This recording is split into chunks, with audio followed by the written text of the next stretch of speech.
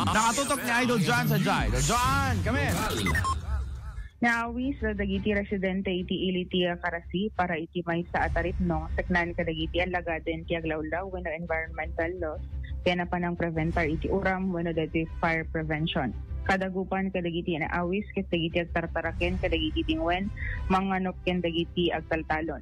May isayang katitarip no iti mismo a munisipyo.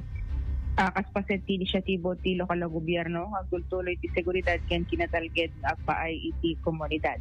Manamnama nga dantupay nga umatendar dagiti representative ti Provincial Environment and Natural Resources Office wenno PENRO ken iti City Environment and Natural Resources Office wenno CENRO. Kaputi dayto ket naiget ana iawis dayto nga aktibidad tapno sang kamaysa magutigot dagiti lumugar amang surot ken mang tagiben ti aglawlaw ken tapnon maliklikan dagiti mununan ana paspasamak nga oram.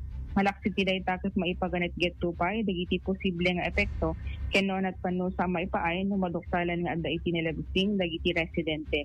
Tinasa o atarip no ket maangay into no bigat February 6 ket ang awis nga rod kadagiti lumugar mapanda makipagpasit.